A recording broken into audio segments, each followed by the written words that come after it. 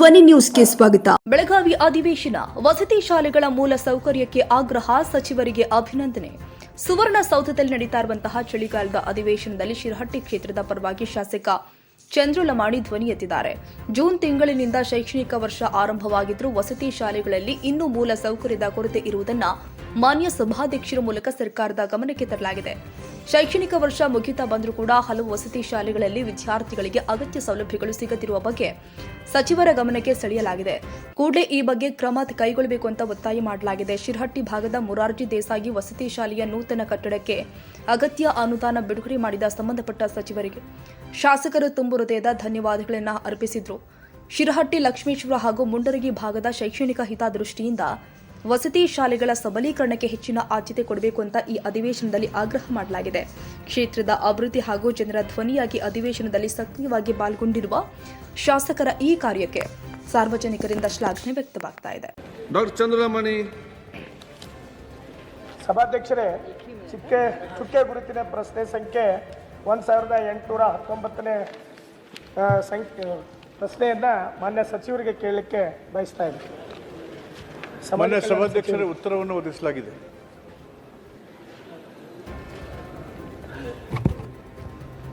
ಸಭಾಧ್ಯಕ್ಷರೇ ಉತ್ತರವನ್ನು ನೀಡಿದ್ದಾರೆ.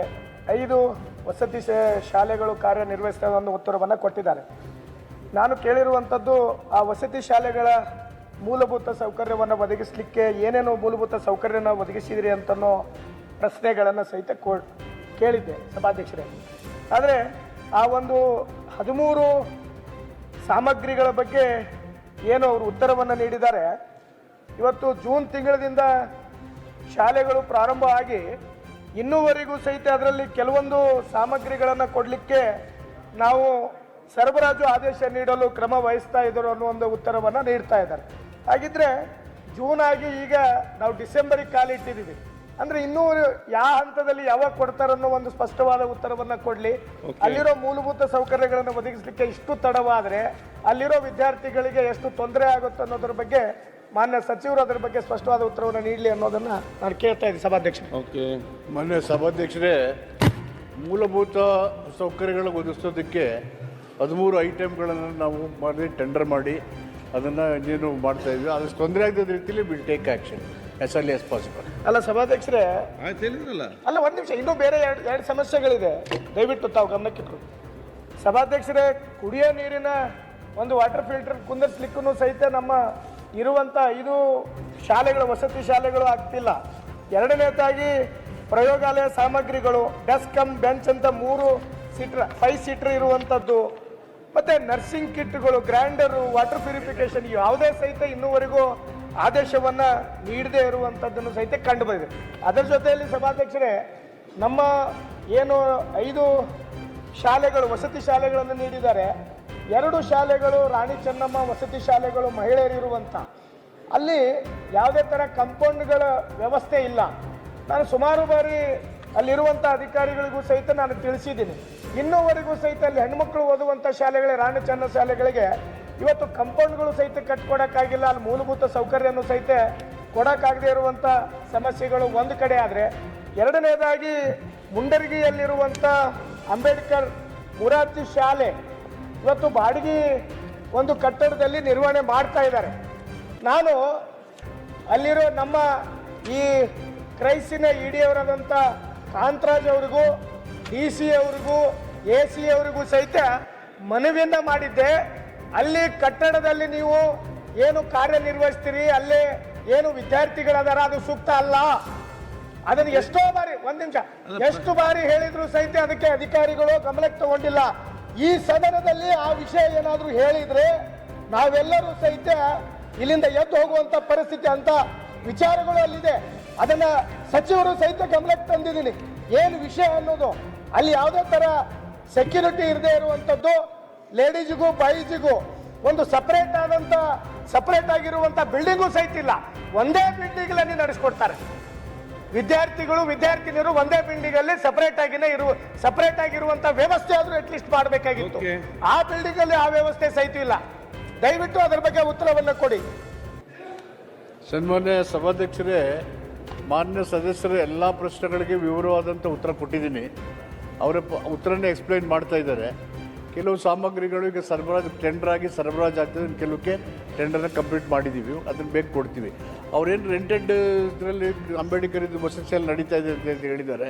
ಅವ್ರ ಹತ್ರ ಚರ್ಚೆ ಮಾಡಿದ್ದೀನಿ. ಅವರು ಅಲ್ಲಿ ನಡೆಸೋಕ್ಕೆ ಸರಿಯಾಗಿ ಇಲ್ಲ ಅಂದರೆ ಬೇರೆ ಕಡೆ ಸ್ಥಳ ಇದೆ, ಅಲ್ಲಿ ಶಿಫ್ಟ್ ಮಾಡೋಣ ಅಂತ ಅವರೇ ಸಲಹೆ ಕೊಟ್ಟಿದ್ದಾರೆ. ನಾನೊಬ್ಬ ಸೀನಿಯರ್ ಆಫೀಸರ್ನ ಅಲ್ಲಿ ಕಳಿಸಿ ಇನ್ಸ್ಪೆಕ್ಟ್ ಮಾಡಿ ನಿಜವಾಗ್ಲೂ ಆ ಥರದ ತೊಂದರೆ ಅನಾನುಕೂಲ ಇದ್ದರೆ ಅದನ್ನು ಪರ್ಯಾಯವಾಗಿ ತೊಂದರೆ ಆಗದ ರೀತಿಯಲ್ಲಿ ಯಾವ ರೀತಿ ಮಾಡಬೇಕು ಅಂತೇಳಿ ಅವ್ರ ಜೊತೆಲಿ ಚರ್ಚೆ ಮಾಡಿ ಮಾಡಲಿಕ್ಕೆ ನಾನು ಕ್ರಮ ತಗೊಳ್ತೀನಿ. ಮನೆ ಅಧ್ಯಕ್ಷರೇ, ನಮ್ಮಲ್ಲಿ ಒಂದು ನಿಮಿಷ, ನಮ್ಮಲ್ಲಿ ಸೇಮ್ ಮುರಾರ್ಜಿ ಶಾಲೆಗಳು ತಾವೇನು ಕೊಟ್ಟಿದ್ದೀರಿ, ವಸತಿ ಶಾಲೆಗಳು ಆಲ್ರೆಡಿ 2-3 ನಮ್ಮಲ್ಲಿ ಇದಾವೆ. ಅಲ್ಲಿ ಆದ್ರೂ ನೀವು ಸ್ಥಳಾಂತರ ಮಾಡ್ರಿ ಅನ್ನೋದು ಒಂದು. ಎರಡನೇದಾಗಿ ಹಿಂದೆ 5-6 ತಿಂಗಳಿಂದ ರಾಣಿ ಚೆನ್ನಮ್ಮ ಶಿರಟ್ಟಿಯಲ್ಲಿ ಒಂದು ಘಟನೆ ಆಗಿತ್ತು. ಅಲ್ಲಿರುವಂಥ ವಿದ್ಯಾರ್ಥಿಗಳಿಗೆ ಚಪಾತಿ ರೊಟ್ಟಿಗಳು ನೀಡಿಲ್ಲ ಅಂತೇಳಿ ಅಲ್ಲಿರೋ 5 ಸಿಬ್ಬಂದಿಗಳನ್ನ ನಾನು ಅವತ್ತಿನ ದಿನ ಇದೊಂದ್ಸಲ ತಪ್ಪಾಗಿದೆ, ಆ ಸಿಬ್ಬಂದಿಗಳನ್ನ ತೆಗಿಬೇಡಿ, ಇನ್ನೊಂದ್ಸಲ ವಾರ್ನಿಂಗ್ ಕೊಡಿ ಅಂತ ಅವತ್ತು ಸಹಿತ ಕೇಳಿದ್ದೆ. ತದನಂತರ ನಮ್ಮೆಲ್ಲ ಅಧಿಕಾರಿಗಳು ಬಂದು ಕಾಂಟ್ರಾಕ್ಚುಯಲ್ ಬೇಸಿಸ್ ಮೇಲೆ ಕೆಲಸ ಮಾಡುವಂತ ಸಿಬ್ಬಂದಿಗಳನ್ನ ನೀವು ತೆಗೆದ್ರಿ, ಅದಕ್ಕೆ ನಾನು ಸ್ವಾಗತ ಇದೆ, ನೀವು ತೆಗೆದ್ರಿ. ಆಮೇಲೆ ನಮ್ಮ ಅಧಿಕಾರಿಗಳು ಮರು ಆದೇಶ ಮಾಡ್ತಾರೆ, ಒಬ್ಬರಿಗೆ ಬೇರೆಯವ್ರನ್ನ ತಗೊಳ್ಳಿ ಅಂತ ಮರು ಆದೇಶ ಮಾಡ್ತಾರೆ ಹೊಸಬರನ್ನ. ತದನಂತರ 2 ತಿಂಗಳು ಬಿಟ್ಟು ಅದೇ ಅಧಿಕಾರಿಗಳು ಅವ್ರು ನೀವು ಯಾರನ್ನ ಹಿಂದೆ ಕೆಲಸ ಮಾಡಿದ್ರು ಅವ್ರನ್ನ ಅನುಕಂಪ ಆಧಾರಿತವಾಗಿ ತಗೋಬೇಕು, ತಗೊಂಡಿದ್ರ ಬಗ್ಗೆ ಮಾಹಿತಿ ನಮಗೆ ಸಲ್ಲಿಸ್ಬೇಕಂತೇಳಿ ನಮ್ಮ ಅಧಿಕಾರಿಗಳು ಆದೇಶವನ್ನು ಕೊಡ್ತಾರೆ. ಹಾಗಾದ್ರೆ ಏನ್ ಮಾಡ್ಬೇಕು, ಇದ್ರ ಬಗ್ಗೆ ಒಂದು ನಿರ್ಣಯವನ್ನು ನೀವು ತಗೋಬೇಕಲ್ಲ. ನೀವು ಅಧಿಕಾರಿಗಳು ಯಾವಾಗ ಬೇಕಾದಾಗ ನಿಮ್ಮ ಅಧಿಕಾರಿಗಳು ಆದೇಶವನ್ನು ಹೊರಡಿಸಬಹುದಾ? ಒಂದು ಕಾಂಟ್ರಾಕ್ಚುಯಲ್ ಬೇಸಿಸ್ ಮೇಲೆ ಇರುವಂತ ವರ್ಕರ್ಸ್ ತೆಗಿ ಅಂತ ಹೇಳೋರು ನೀವೇ, ಮತ್ತೆ ವಾಪಸ್ 2 ತಿಂಗಳ ಬಿಟ್ಟು ಅವ್ರನ್ನ ತಗೊಳ್ಳಿ ಅಂತ ಹೇಳೋರು ನೀವೇ. ಇದರ ಬಗ್ಗೆ ನಮ್ಮ ಅಧಿಕಾರಿಗಳು ಇದು ನಡೀತಾ ಇರುವಂತ ಏನು ಅವ್ರು ಉತ್ತರ ಕೊಡ್ತಾ ಇದ್ರೆ ಆ ನಡೆ ಸರಿಯಲ್ಲ. ಅವರ ರಿಕ್ವೆಸ್ಟ್ ಮೇಲೆ ಆನ್ ಕಂಪ್ಯಾಷನ್ ಅಲ್ಲೇ ಇರಲಿ ಅಂತ ಹೇಳಿದ್ರು, ಇರಿಸಿದ್ವಿ.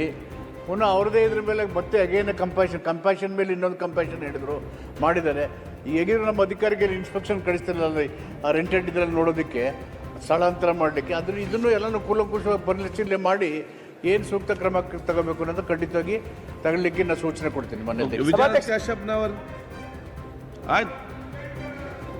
ಮುರಾರ್ಜಿ ಶಾಲೆಗೆ ಅನುದಾನವನ್ನು ಕೊಟ್ಟಿದ್ದಾರೆ ಹೊಸದಾಗಿ ಬಿಲ್ಡಿಂಗ್ ಮಾಡಲಿಕ್ಕೆ. ನಮ್ಮ ಸಚಿವರಿಗೆ ಒಂದು ಅಭಿನಂದನೆ, ನಮ್ಮ ಕ್ಷೇತ್ರದ ಪರವಾಗಿ ಅವರಿಗೆ ಅಭಿನಂದನೆ.